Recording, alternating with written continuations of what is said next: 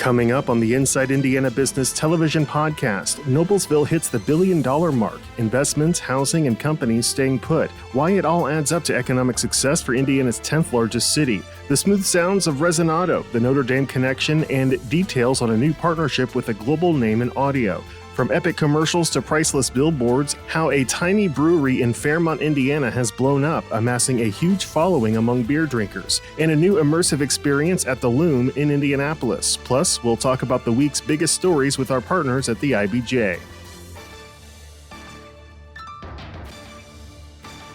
Welcome to the Inside Indiana Business Television podcast. I'm Alex Brown. Economic momentum in the heart of Hamilton County in the county seat of Noblesville. The city has hit a record $1 billion in private investment since 2020. For more on what's driving growth, Noblesville Mayor Chris Jensen joins the show. That's a big number, $1 billion in private investment in basically 2.5 years. What's driving the growth? You know, I think it's an exciting time, not just for Noblesville, but I think central Indiana as a whole. Indiana is in a healthy economic state right now. I think the pandemic threw everyone off their game a little bit. But 2.5 years ago, Noblesville made a decision that we were going to lean into the investment in our community. We were ripe for opportunities to come to our community, and we've really leaned into that mission of taking our city to the next chapter. So we're excited to be a part of it, and $1 billion is something we're really proud of. You can't mention all the projects. Give us some highlights, though. A couple of areas downtown is getting a lot of investment, residential mixed-use development in downtown and some other areas. I'm excited because it's not just in one area of the city. You know, we announced over $145 million of private public investment in downtown Noblesville in 2020 in the throes of a pandemic alone. Yeah. But you're seeing, you know, a million or $150 million investment along the 37 corridor with Washington Business Park. You're seeing a project there on the I-69 corridor at exit 210 with about a nearly $200 million investment. So you're seeing it all over our community, but we've been heavily focused in downtown to attract new residents living and working and playing in our downtown, and we're excited to see that growth. Life sciences and advanced manufacturing, two areas when it comes to business attraction and retention that you're seeing investment in. Yeah, I think you're seeing the entire state focus on those areas, but particularly Hamilton County. Even some of our neighboring communities have really leaned into those different industries. But life sciences, advanced manufacturing, SMC Corporation, which I know you're very well familiar with, our largest private sector employer in Noblesville, they're continuing to grow. You're seeing different groups along the I-69 corridor, Curium Biopharma, for example, and a Noblesville-based business that's continuing to grow. So we're not just seeing new businesses come to Noblesville, we're seeing businesses that have called Noblesville home for several years continue to double down on that investment. With growth for many communities come challenges. You got to keep up with growth, the infrastructure, all those types of things. I know something you have talked about is managing that growth, but also keeping kind of the history, the authentic nature of Noblesville. I said from day one, we have to be able to walk and chew gum at the same time. Noblesville is turning 200 years old next year, our bicentennial. So not only do we have the historic charm and the unmatched authenticity that makes up our great community, but we're also growing. We're now the 10th largest city in the state, as was said earlier. 70,000 residents call Noblesville home. I firmly believe that we can continue to grow into a next level city while also maintaining a great hometown feel and being a city really for everyone. 10th largest city in the state. You mentioned 70,000 residents now. You think that can double? I do. You know, Noblesville is about 50% developed currently. So we extend all the way from the Westville border on Gray Road all the way out to I-69. We are now under a new sewer agreement. That's the fun stuff you get to deal with as a local leader, flushing toilets. Under a new sewer agreement out on the east side near our friends at Ruoff Music Center and Exit 210, where we'll continue to see major investment, not only in the corporate campus and great companies coming to Noblesville, but residential as well. So I truly believe that we will, over time, probably double our city's population, but we have to manage that going forward, and that's a trick. Well, you bring up an interesting point, and that's the available land, because, you know, Fishers and Westfield and Carmel certainly get a lot of attention for the growth, and deservedly so. But you have a lot more, it sounds like you have a lot more land, a lot more available inventory, if you will, to market. We do, and, you know, but one of our administration's big focus is making sure that we do that properly, and we manage that properly going forward. You know, today's economic data, as you well know better than anybody, with such a low unemployment rate, we have to be very strategic on how we grow, what type of businesses we're attracting to Noblesville. We have one shot to get that land right going forward, and we're going to be very strategic about that. What is going to be key in your view going forward to keeping that momentum going, and how much does the state's strategy, economic development strategy, play into that? A huge role. I think you've seen Governor Holcomb and Secretary Chambers really double down on the investment of really quality of life investment in Indiana. I think any business owner, any city will tell you that we need more people to call Hamilton County and Indiana home. Mm-hmm. We need more workers in Indiana. So we're going to be investing heavily on the White River, for example, which flows through downtown Noblesville. The Ready Grant spoke perfectly to that, allowing us to invest in new quality of life initiatives. So I think that the state strategy and our strategy is very much in line going forward. But we just have to look really at quality jobs that really represent the city of Noblesville, and also the training available in Noblesville to skill up the next generation of Hoosier workers.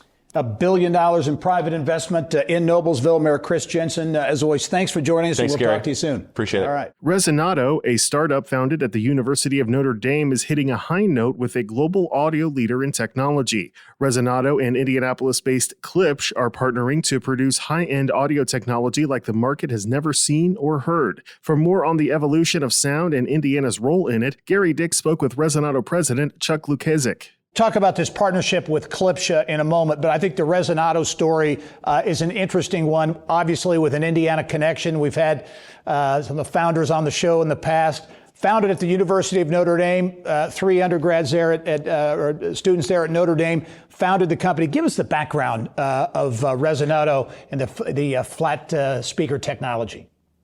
Certainly, yeah. So Resonado was started by 3 friends at Notre Dame, 3 great guys, 3 of the most brilliant people that I've ever worked with. They took this technology, which we call the flat core speaker, that was originally invented by one of the fathers of the founders, and was assigned to the company in order for these guys to build on top of. They took what was a nascent idea to change the audio industry and developed it into a company. And the manifestation of that is the Resonado ResCore driver, which is central to the partnership that we're doing with Klipsch.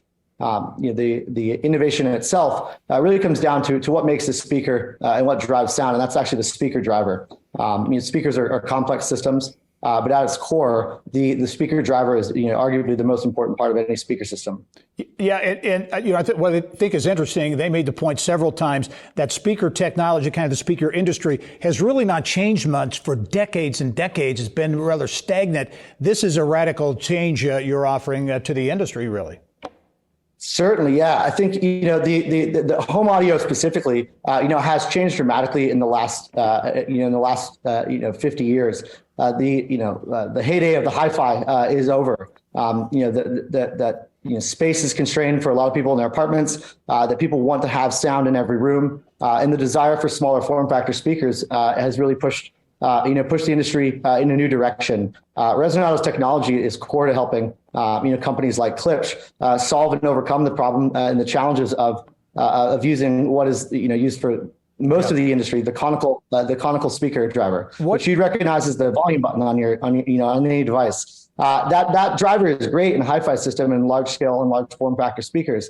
Unfortunately, it doesn't perform nearly as well in smaller form factor speakers like soundbars. Yeah. The Resonado, our patented technology, actually changes the dynamics of speakers and allows us to push full frequency sound. So to create lower end frequency in an all-in-one package and integrated systems for speakers. Hey, Chuck, what does this partnership mean for Resonado? You're still in startup mode. Company's headquartered now in Chicago. Give us a quick 20-second synopsis on what the partnership with Klipsch means for Resonado.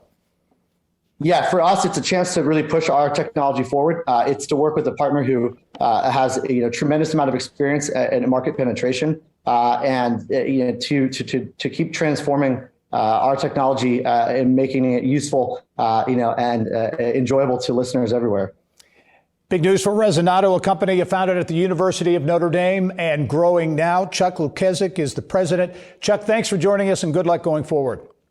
Thank you. Remember, you can catch Inside Indiana Business Television on stations throughout the state every weekend. Head to InsideIndianaBusiness.com to check listings.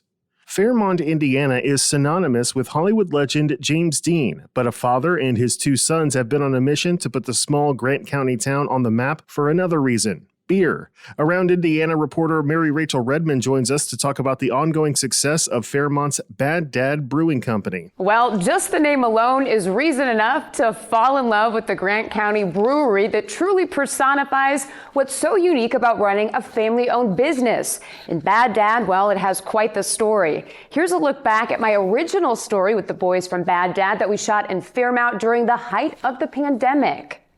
Started when brothers Patrick and Derek Henry were growing up. You know, when everybody else was out on family vacations and such during the summer, we were working. All the good dads let their kids have fun, and ours makes us work. And that Bad Dad is Barry Howard, the namesake of Bad Dad Brewing. A corporate man for 20 years with a side hobby, home brewing, something he happened to be pretty good at. You start at home, it's a lot of fun. You make people smile, and then suddenly, gosh, how can I do this bigger and larger? And that's just kind of how we get started. And his sons thought so too.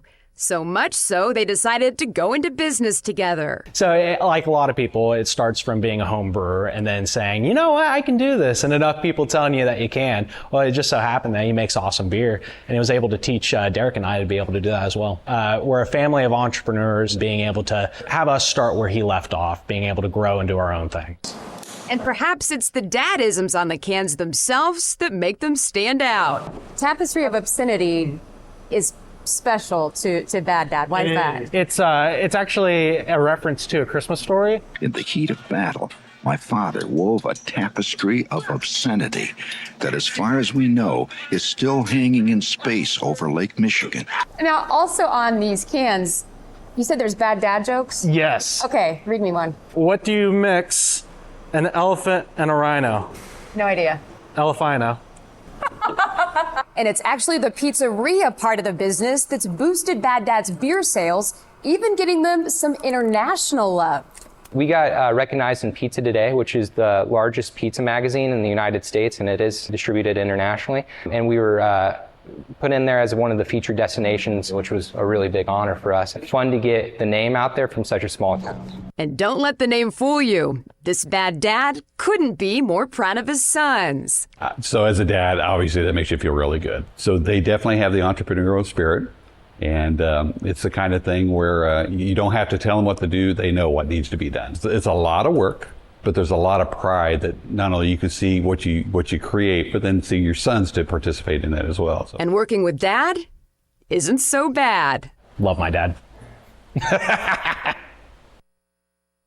So what's new with Bad Dad Brewing since our last visit? A lot. The beer brand has taken off. For anyone that's on the road, it's nearly impossible to miss these epic billboards peppered all over interstates around Indiana. And that's not all. There's also commercials. Oh, and if you're curious as to who the model is, his name is Clint, and he's a native of Indianapolis. And no, he's not the actual Bad Dad the Howards grew up with, but a genius marketing ploy, perhaps. But it's all part of continuing to build the Bad Dad brand. And it's working. I caught up with co-owner Patrick Howard to talk about the rapid growth he's seen over the last year and a half. With this rapid growth, my dad always puts it to me where you're diving into a pool and you're filling it up at the same time, right? And it's growing alongside this rapid growth. It's a hustle. You're trying to figure out right now, what can I do to situate myself in the most optimal position, and as you go forward, trying to create these systems to be able to keep up with the demand. And to keep up with that demand, Howard tells me they've ordered more fermenters and are hiring even more staff. They're also in the midst of upgrading their tap room. So a lot going on, and if that weren't enough, they've got a new slate of billboards and commercials coming out in August. If you want to immerse yourself in the works of one of the greatest artists of all time, we have a perfect spot for you. This month, the Lume Indianapolis at Newfields launched its newest mesmerizing art experience highlighting the talent of famed impressionist Claude Monet. It comes on the heels of the wildly popular Van Gogh immersive exhibit at the Lume, and for more on what the Monet exhibit is all about, Newfields Director of Marketing and External Affairs, Jonathan Berger, joined Gary in studio. The Lume, what an attraction. The largest continuous exhibit space in Newfield's history, right? Yep, 138 years of, 139 years. It's 30,000 square feet of projection space on our entire fourth floor. Okay, Monet, it started first of the month, early July. Give us the synopsis of what this is all about. I know it's. I've talked to several people who've been there, and they came away very impressed. Yeah, it's a fully immersive experience that as soon as you walk in, you're overwhelmed by the magnitude of these images being projected all around you, the walls and the floor. Don't miss the floor because it's amazing. And along with that, there's aroma. And then it's a musical score that goes along with it. So it's fully immersive. We even have a French cafe inside that you can stop off and get a cocktail or a charcuterie board. Wow. And I mentioned the Van Gogh exhibit last year. This is a different experience. Absolutely. Right? Van Gogh's life was a little more tragic. And so you felt that. It was an intense experience where Monet and Friends Alive is lighter. It's lighter weight. And that's that whole impressionist movement, getting outside, enjoying the outdoors. Yeah. Museums, cultural attractions are businesses too. And this is part of a strategy to attract people. As we were talking before off camera, you said last year you saw a lot of new people coming in for the Van Gogh exhibit. We introduced about 250,000 people to our museum, and some of those were from out of town. Some of them had never been to Newfields before, and so we're really happy about that. And from a business perspective, for Indianapolis, I'm really excited about that because it brings people to Indianapolis from out of state. And if we can get somebody that comes into town, maybe stay an extra night at a conference that they're attending, or bring their family, they stay an extra night in a hotel, maybe dine out, that helps the economy of not just Newfields, but Indianapolis. And so much talk about talent attraction and retention, whether it's Van Gogh or now Monet, is a cultural piece that helps that process too, and helping Indianapolis get that talent here that we need. Oh, absolutely. And it's, I always look at Indianapolis as one of those tipping points that, people are like, oh, I've got to get there. I've got to, I've heard great things about it. And the Lume can be that. It's just another reason for people to come and live in Indianapolis or come here on a vacation. Okay. The Monet exhibit, very much an immersive experience. Tell us how long folks have to be able to get out there and check it out. Tickets are on sale right now. And this is almost a full year. It will go to Memorial Day weekend of next year. Jonathan Berger is the Deputy Director of Marketing and External Affairs at Newfields. This is a fabulous exhibit. Thanks for joining us and good luck. No problem. Thank you very much. Okay. New Jersey-based Catalent is within days of opening the first piece of a major expansion at its Bloomington operation. Since acquiring the site from Cook Pharmica about 5 years ago, Catalent has poured about $500 million into the facility. Business of Health reporter Kylie Valletta has more. This most recent expansion is a $350 million investment and is expected to create 1,000 jobs. Catalent's work in manufacturing the COVID vaccines helped spur the growth.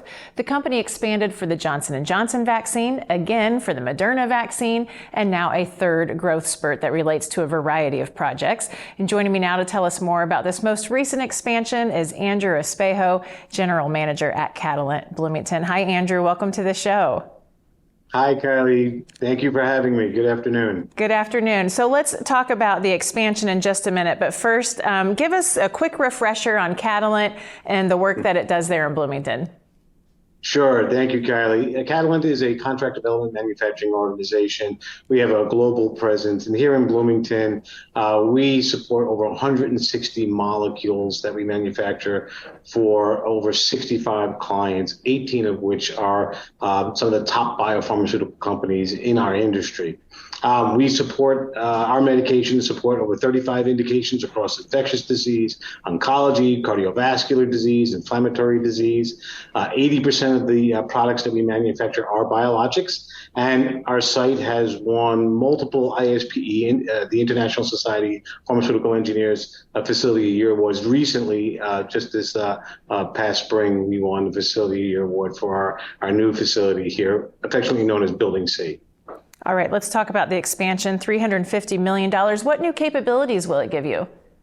Sure. This $350 million expansion or investment will add additional drug substance, drug product, fill finish capabilities, our secondary packaging, and our quality control labs. Essentially, we'll be building out more capacity for the capabilities we currently have on site. And this will all serve to grow the demand that the industry has for biologic development and for manufacturing.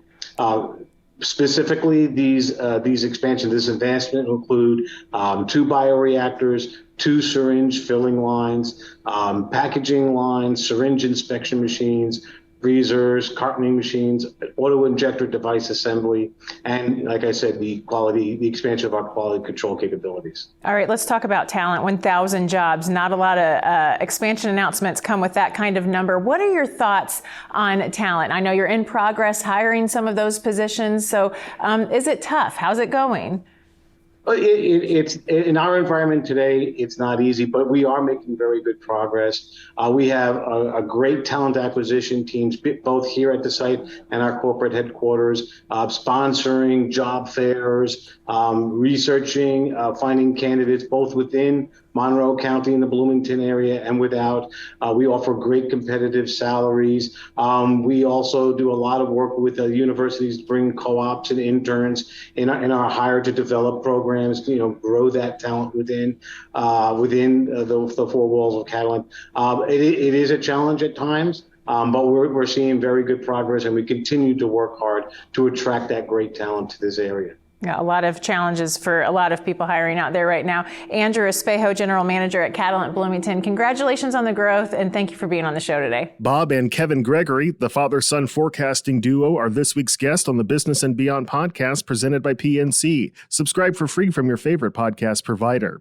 A much-needed new education option for immigrants is available in Indianapolis. The Monarca Academy is preparing to welcome students this fall at its new location near the Lafayette Square International Marketplace on the city's northwest side. It's an area where there is a large Latino and immigrant population. And for more on what the Monarca Academy is all about, founder and executive director Francisco Valdiosera joins the show. I know this is about, it's really inspired by the Latino and immigrant experience. Give us a thumbnail description of the Monarca Academy. Yeah, so Monarca Academy breaks barriers to education for all students.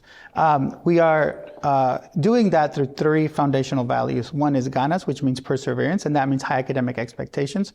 2, orgullo, which means pride, which goes in line with our social cultural programming. And 3, comunidad, which is community, and that's the community schools model. Public charter school, and I know you're going to be enrolling students entering the 6th grade, and that's coming up, right? Yes, in 2 weeks we're opening our doors, and we are right now enrolling. So if you go to our website, monarcaacademy.org, you can enroll right now. Talk about the Latino and immigrant experience. You bring those real world experiences to bear from your history, your life.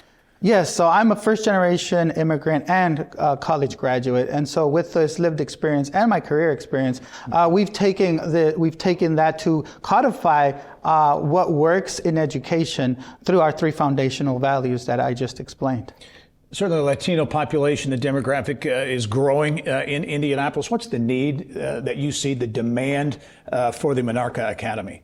As we saw with the results that came out with iLearn this week, we know that there's a long way to go when it comes to education and our profession. However, when it comes to the Latino immigrant experience, we sometimes have some of the lowest achievement levels, and so this is one way to address that. Now, you've got a number of partners, Indianapolis Public Schools, but also La Plaza will be providing services as part of your overall package. Yeah, our anchor partnership with La Plaza is really what helps us fulfill that community school model. With the health and social services that La Plaza will provide for our families, that will allow our students to really focus on actualizing their potential. And again, you'll be enrolling in just a matter of a couple of weeks. 2 weeks, yes, so come on over. All right. Francisco Valdez-Serra is the founder and executive director of the Monarca Academy. Francisco, thanks for joining us and good luck with the school. Thank you so much. All right. Ray Crow, the trailblazing, barrier-breaking Indiana high school basketball coaching legend, was recently posthumously inducted into the National High School Hall of Fame. Bill Benner has more in this week's Inside Indiana Sports. Ray Crow, who guided the Indianapolis Christmas Addicts to back-to-back state high school championships in 1955 and 56. He is the first Indiana coach to be inducted into the National High School Hall of Fame. And to say that recognition is long overdue is a vast understatement. And joining us today to discuss her father's legacy is his daughter, Linda Crow. And it's wonderful to have you on with us, Linda. Great to see you. Thank you. You were in San Antonio July 1st for the induction ceremony, and that had to be a tremendous thrill for you and your family. Thrill is exactly what it was. It was wonderful. I want to thank Bruce Howard and his committee for making our trip there just fabulous. The induction ceremony itself was, had tingles the whole time. Such an honor for him to get this award, and both my brothers, well, the whole family, but my two brothers and I are very, very proud. And the first Indiana coach to get this distinction. I mean, that's tremendous. Absolutely. He's been a trailblazer all his life. And this was just another accolade for him. Well, you mentioned another accolade because the spring he was awarded. They had an award named for him, the IHSAA Excellence in Leadership Award. Right. And again, Excellence in Leadership. Yes. That says Ray Crow. And that will be awarded to a high school student every year going forward. And this year was the first year for that. It was just recently named. Linda, why all this now? I mean, again, I said in the opening, long overdue, I think. Long overdue. I mean, 19 years after his passing, this is all happening, and I don't know why all of a sudden this is, Ray Crow and this and that and the school and the honors of the national honor and the everything. All of a sudden, and I don't know why, but it's wonderful. I'm very proud. Yeah, you referenced the school. There's a school in Clark Pleasant Township that's named after him. That's where the Crow family grew up. Right. He was one of 10. Yes. You say that's how he learned teamwork. Everybody teamwork. had to be on the Crow team. Was born onto a team. He had 7 brothers and 2 sisters. So, yeah, it was a team, and it was always a team effort. And I think just growing up with that environment, working together and helping each other and all of that was just ingrained in him from the beginning. Great college career at Indiana Central, now Indy. Yeah. And again, we mentioned his coaching, 179-20 record, a 45-game winning streak at Addicts. Mm-hmm. And I remember watching those teams when I was a kid. They were phenomenal, led by Oscar Robertson. Right. Absolutely. I mean, I was a baby at that time, so I grew up hearing the stories. So, people ask me, well, what did you think about it? I was like, well, I didn't think anything because I wasn't aware, while it was happening. But I grew up hearing all the stories from the players, Hallie Bryant, Oscar, Willie Merriweather. They were all kind of like uncles to me and my brothers. Linda, we got about a minute left. After his coaching career, city county councilman, a member of the Indiana House of Representatives, director of the Indianapolis Parks Department. Yes. Ray didn't stop. He didn't stop. He's always been a community servant and loved it, and that's what he did. That's what he does. He was loved Indiana and loved helping and doing things for the city. Well, one of the great honors of my sports writing career was having a long conversation with your father. If I think of one word that epitomized Ray, gentleman. Yes, gentleman. Absolutely. Yes, he was. Always a gentleman, always referred to as Coach Crow or Mr. Crow. People never called him by his first name. I think that was just an honor to him that's the way he was referred. Even his players, it was always Coach or Mr. Crow. Well, Linda, it's wonderful to have you on the program. It's wonderful to see your father getting, as I said, these long overdue honors. I agree. And we wish you nothing but Thank the you best so going much forward. for having me. I appreciate that. You're welcome. State lawmakers preparing to consider Governor Holcomb's tax refund proposal, chemical shortages hitting Indiana farmers, and a deeper dive into a data breach affecting Indiana healthcare providers are some of the stories our partners at the IBJ are working on this week. Managing editor Greg Weaver joins us from the IBJ newsroom. A lot has been made. Your special session coming up later this month. Lawmakers expected to take up Governor Holcomb's idea for a tax refund, $225 or so per Hoosier. But not all lawmakers are on board, right? That's right. There are a lot of lawmakers who think that that $1 billion surplus that the governor wants to return to taxpayers could be used for other things, particularly paying down the $9 billion obligation to the state teachers retirement fund and protecting against a future economic downturn. Yeah, that will be interesting to watch that debate unfold at the Indiana State House. Cyber attacks, cybersecurity, such a huge issue across all industries. And I know you have a piece coming up this weekend in the IBJ focused extensively on cyber attacks against healthcare providers in Indiana. That's right. Millions of people across the country have been affected by these cyber attacks, and some of those have happened in Indiana. Most recently, a vendor providing services to IU Health has been attacked. And then in the last year, we've also seen attacks at Eskenazi Health and Johnson Memorial. All right. Final story we want to talk about, Indiana farmers. It's always a challenge for farmers, the ultimate entrepreneur. I think they're facing weather challenges, whatever the case might be. This year, chemicals, the access and ability to get fertilizer and other chemicals posing a real challenge. Yeah, like everyone else who's been facing supply chain challenges, farmers are not immune from that. And the war in Ukraine is really impacting that because that's the place where a large part of the world's nitrogen supply exists. Very good. 3 of the many stories in this weekend's edition of the IBJ. Greg Weaver, as always, thanks for the update. Have a great weekend. It's time now for a deeper dive into all things business throughout the state with our Insiders panel. Gary is joined this week by Hathaway Strategies President Ann Hathaway, Winston Terrell Group Principal Robin Winston, and Trendy Minds Chairman and CEO Trevor Yeager. Big news late in the week from Columbus. Cummins announcing a leadership change that I think surprised a lot of people. I know it kind of took me by surprise. Tom Linebarger stepping down as CEO. Jennifer Rumsey will be taking over. She was announced as president and COO, I guess, less than 2 years ago, but a transition that will take place shortly, August 1. And your take. Oh, exciting. A female CEO, Yep. Hoosier born, Hoosier educated. I think it's a great move for Cummins and for Indiana. Yep. Yeah, I think Jen has a great track record at Cummins. I mean, she's well qualified for this position, and it is wonderful to see a female CEO, especially in a male-dominant industry, and just CEOs in general. Very much male-dominated industry. You bring up a good point. Purdue grad, grew up in Columbus, and neat to see an Indiana marquee company with obviously a plan, a succession plan, and having it play out. And an Indiana company with an Indiana CEO. Right. Yeah. I mean, right. so this is somebody that's going to know how to get to downtown Indianapolis without a GPS. That's going to be beneficial to us in the future, too. Yep. A lot of news with development going on around the state. We had Mayor Chris Jensen from Noblesville on the show earlier. At the top of the show, $1 billion in private capital investment in a little over 2 years in Noblesville. So, Fishers and Carmel and Westfield get a lot of attention. Don't sleep on Noblesville. I mean, there's a lot going on there. Well, there is, and they have the land to continue their development. Yeah. Also, Riverview Hospital is fantastic for them being right there. Come through town, you have to detour because there's downtown development. The mayor's doing it in a reasonable, practical way.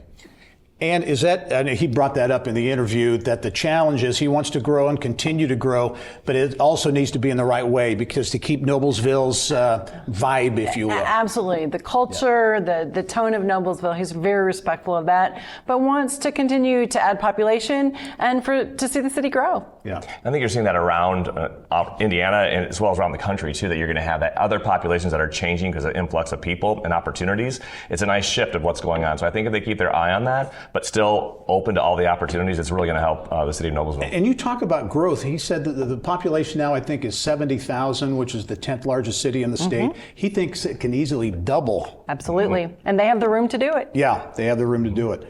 Let's go to Northwest Indiana. Robin Pete Visklosky, longtime congressman who has done so many things for that region on a number of levels, among them the South Shore extension, the expansion, cutting down the commute time to downtown Chicago. That is now becoming reality after many years. We talked to him this week, and now he's at the airport doing some things there. He thinks that the South Shore activity is just the tip of the iceberg for what can happen in Northwest Indiana. They're going to build stations in Munster. They're going to build things in Dyer. They're going to be opening up a way to get to Chicago faster. The airport has stabilized itself. They moved the railway that was there was an impediment. They're now talking about marketing and putting more signs on the interstate to highlight the airport. He truly is a public servant. Served in Congress since '84, coming back to his hometown to give back as the chair of the airport board. Do you think it'll happen, what they're talking about? It sounds, all the pieces seem to be in place, but we've heard this before in Northwest Indiana. There's a gateway to Chicago. You've got this big economy up there, but it just hasn't happened yet. There seems to be momentum and enthusiasm that this is the time that it's going to happen. It will, and it will happen at the airport because Midway's landlocked. It can't do anything. O'Hara is swamped. So this is a perfect place for corporate jets to come in. The Boeing CEO used to fly out of there. Michael Jordan used to fly out of there. The president used to fly out of there. So, it's getting itself on the map in a great way. And if we look at how airlines is changing, the private air is up 30%, where an industry used to grow 4 to 5%. They're looking for other easier airports to get in and out of, too. There's a lot of people up in that region that, if they start looking for quick trips they need to get to, whether it's for business or even for pleasure, I think that it could really have some wins there. Well, and let's not forget, there's land around that airport that's available for development as well. So there are new opportunities there.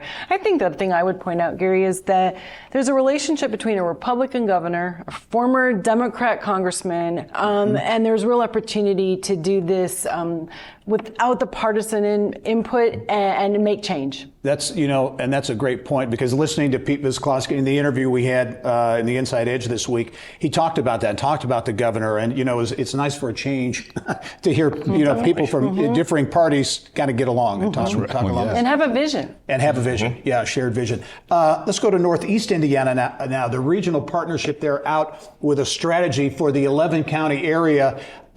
There's so much going on in that part of the state. Fort Wayne, I think there's as much going on downtown and around Fort Wayne as anywhere in the state. And what has impressed me is the fact that there's a plan up there to get people there, to get talent there, to attract it and keep it. Those 11 counties are just booming. And to the point we made with regard to the other side of the state, there's a plan, there's a vision, and thinking about the future, thinking about where people live and how they work, what they do. Real opportunity. Yeah, and they need to do that. Every other state is vying for people to move there. And with the pandemic, we're now seeing that people can work from anywhere. So now we're not just landlocked into one area saying you have to be here for your job. You can go anywhere. So you need to have more amenities. That area, I'm from just north of there in Michigan. So I traveled there quite a bit growing up and just through life. And there's a lot of natural resources that are there. There's a lot of Great Lakes. There's things that are close. I think there's a lot to offer from those counties. You look at the thing that's going on with electric works downtown, and remember with streets like Harrison and the streets downtown where they built out around the baseball stadium, built housing. People are like, why are they doing that? Now you see that was a precursor to where we're moving in Fort Wayne. Once again, bipartisan. Tom Henry is the mayor of Fort Wayne, working with people all around him that are clearly not of the same party, but for a better purpose. Only have about 30 seconds. Ann, what was your take on Lloyd Winnicky? Mayor of Evansville, 3 terms, not going to run for a 4th. I think it caught a lot of us off guard. He's been a great mayor and done so much for Evansville, so it's going to be interesting to see how that political landscape develops. All right, we'll be following that story and a lot more. Anne Hathaway, Trevor Yeager, Robin Winston, thanks for a great Insiders panel. That wraps up this week's Inside Indiana Business television podcast. Remember, you can find all of this week's TV segments as well as the top business news from throughout the state at InsideIndianaBusiness.com. While you're there, you can also subscribe to our platform of free e-newsletters. This is Alex Brown for Inside Indiana Business.